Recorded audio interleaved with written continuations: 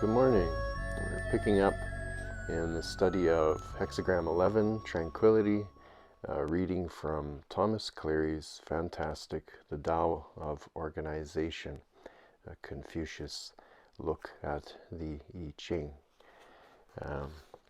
Refer to part 1 from yesterday. We're picking up now with the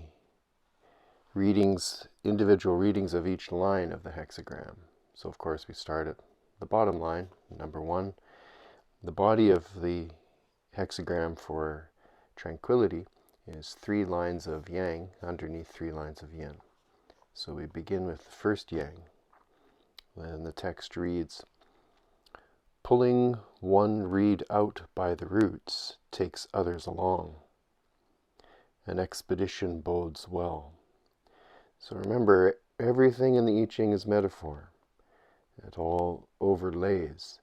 And as the metaphors stack up, there's more effort required from your brain to reconcile all these things. It's part of the beauty of it. So first yang. The first position has a yang line in the lowest place, representing those with strength and intelligence who are in low positions. When the time is unfavorable, enlightened people withdraw and live marginally. When the time is right, they aspire to advance. When enlightened people rise in the world, they always bring their peers with them, just as a reed pulled out by the roots takes other reeds along with it. It's quite beautiful. The sense of advancing from the first line of a hexagram through to the 6th, you're accumulating knowledge with each line that builds up to the body of understanding after you've studied the whole hexagram. And the yin or yang qualities of each line speak directly to the time. So as you consult I Ching, I'm sure I will create videos later about consulting the I Ching and different methods. It's an inquiry into your own time and the decisions that are on your plate currently.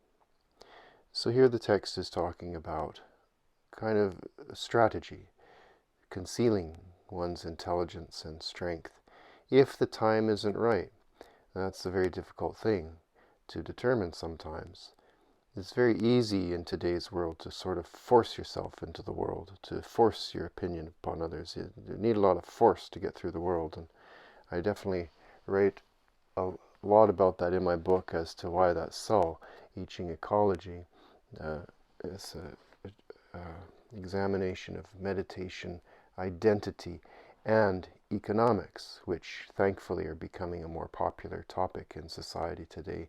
We're starting to realize that maybe this debt-based way of doing things doesn't create the society that we prefer to live in. What is a good society, and how do you be a good citizen? When the cards are stacked against you, we have epidemic mental health crises of all kinds. So, as I write in my book, meditation is the ultimate bullshit meter, and we can cut through these times. So for those of us who, which is likely most of us, who identify as strong and intelligent people, we kind of have to wait it out and strike when the time is right. The wise go forward with their peers, carrying out their course of action with the same intentions. Therefore, they are fortunate. The advancement of the enlightened always involves their peers, because not only they want to place each other first, glad to give what is good and true, but they also depend on each other to get things done. Therefore, no one can stand alone, whether leader or ordinary person. Everyone needs the help of peers. Since ancient times, when true leaders attained top positions. Wise people from near and far would gather at court, and those of like mind would cooperate to bring about tranquility in the world. Wouldn't that be nice? When petty people were enthroned, then the scum would rise in the world, after which their factions would prevail and the world would be choked. What it seems to boil down to is that each type goes along with its own peers. Well, this brings up another theme that I wrote in my book about cooperation. And I state that cooperation is the hallmark of confidence. Benevolence is the hallmark of intelligence. So it's kind of funny in the world how kindness is often shunted to the side. That's deeply unfortunate, because generally, if you get a kind person talking, if they're not really the talking kind, but you can get them talking, you discover they're inches wide, miles deep. They've done a lot of examination about themselves and how to carry themselves through the world. And that kindness is reliable, quite immeasurably so. Kindness can kill anything. It's too bad it's often regarded as less intelligent or weak. I think someone who is outwardly kind probably done battle with their own demons, and now they're getting on with the good stuff in life. So that is the source of confidence. It's mentioned here, people cooperate together to bring about tranquility. Wise people from near and far, they gather. Everyone needs the help of peers. None of that can take place without kindness.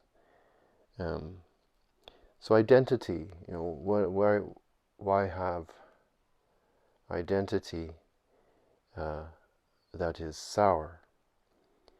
And if you're attracting sour people and that feels satisfying, good luck. You might need some time to step through that. You're probably not listening to this video if that's the case. You're probably already on the path of kindness if you're here. So that's the first yang.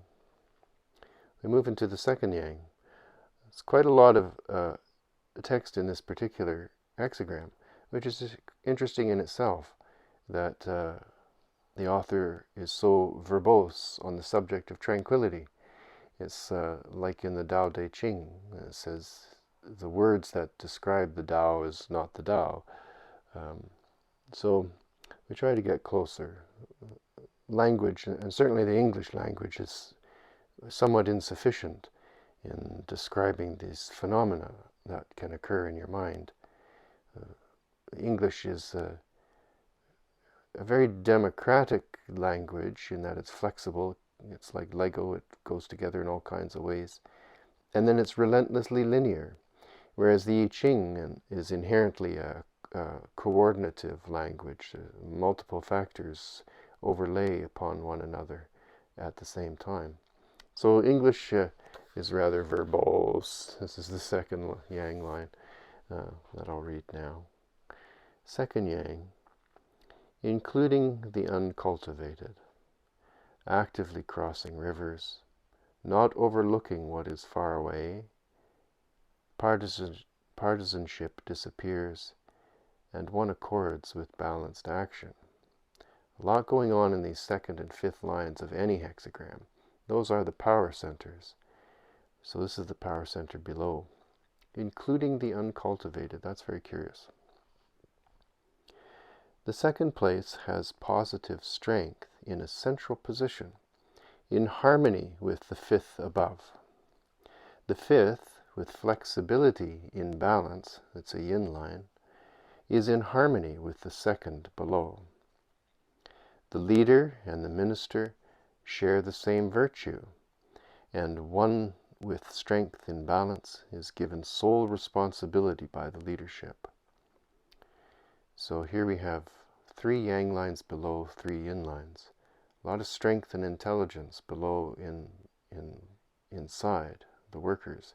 I mentioned last video that the workers are really your skills. Your leadership are your better ideas or your goals. So here they're sharing virtue, tranquility. This is what is called above and below communicating and finding their aims the same. Therefore, the process of seeing to tranquility devolves upon the second place. And the 4 items, including the uncultivated, actively crossing rivers, not overlooking what is far away, partisanship disappears. These 4 things continue the way to manage tranquility. It makes sense. So, simple takes discipline. When people are complacent, then government is lax, social order is loose, things lack proper measure. Sound familiar? The way to deal with this situation demands the capacity to include the uncultivated and uncouth. This is a skill set indeed, so that the steps taken are broad-minded yet thoroughgoing. Decadence is reformed, affairs are ordered, and people are content with what is being done. Success is contentment. In the absence of the capacity for broad inclusiveness, there is anger and haste, so there is no deep and far-reaching thought. Sound familiar? This results in problems of violence, disturbance. Before a profound social order is resolved, problems near at hand arise. Therefore, it is necessary to include the uncultivated. Wow, well, there's a call to action, certainly from today's elitist political left. We must include those who we regard as uncultivated, and in so doing, you probably revolutionize your own views, your own assumptions, your own biases. It's funny. I travel through all kinds of social circles, all kinds of political circles, and everybody thinks they're right, and that others are wrong. Who is the uncultivated, really? Take time to listen. Inclusiveness, right? It's funny how inclusiveness is kind of an elitist pursuit today, for those with university educations and so on. As for actively crossing rivers, in times of tranquility, worldly people get used to going long periods of peace. They become conservative, lapse into timidity and fear change. Without the courage to cross rivers, again a metaphor, one cannot do anything about such a time.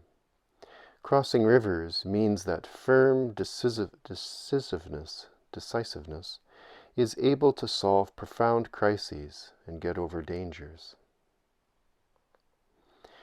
So that inclusiveness, including the uncultivated, can be a great river for some people, or at some points in your life until you are accustomed to, engaging with strangers, or with engaging with people who you think are different, engaging with the enemy, engaging with your own sense of opposition.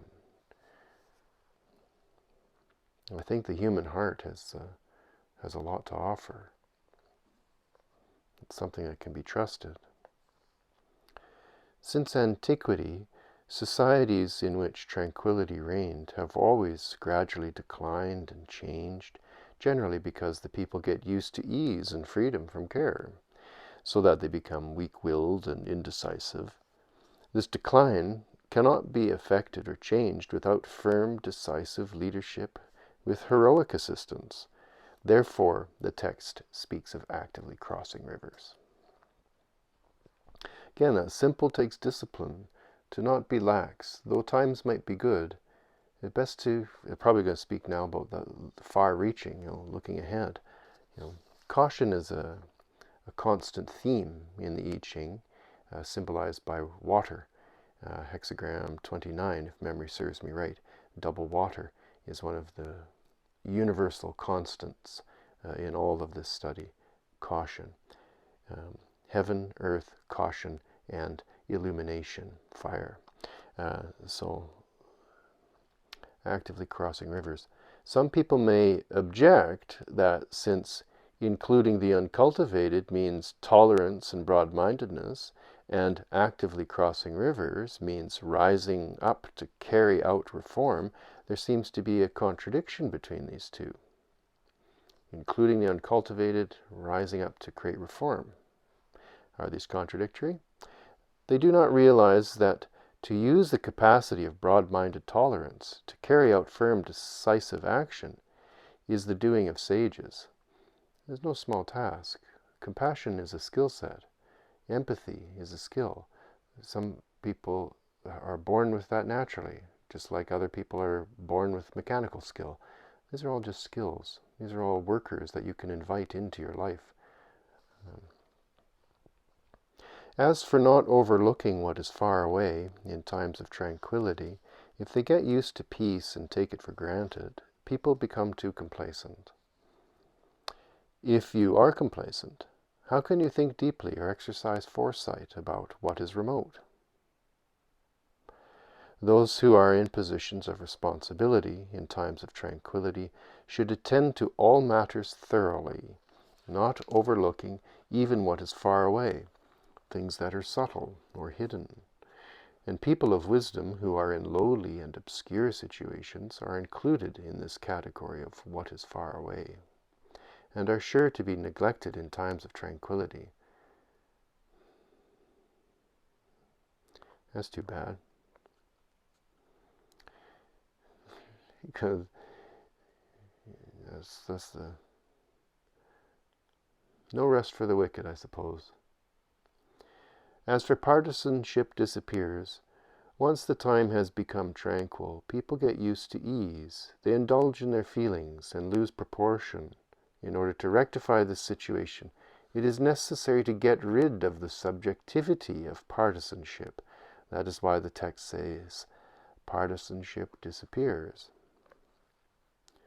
Since ancient times, there have been many lawmakers and administrators who have been unable to live up to their own laws and regulations because of human sentiments. Examples are cases where prohibitions against extravagance would hurt close relatives, or property restrictions would get in the way of the aristocracy. When it is impossible for the leadership to decide cases like this in a completely impartial manner and carry decisions out without fail, this is because of being restrained by partisanship. Those in charge in times of tranquility have a difficult, if not impossible time, really, ruling as long as they cannot forget partisanship. Boy, oh boy, hey? Amazing how a 6,000-year-old book created by people sitting under trees is just so constant and accurate.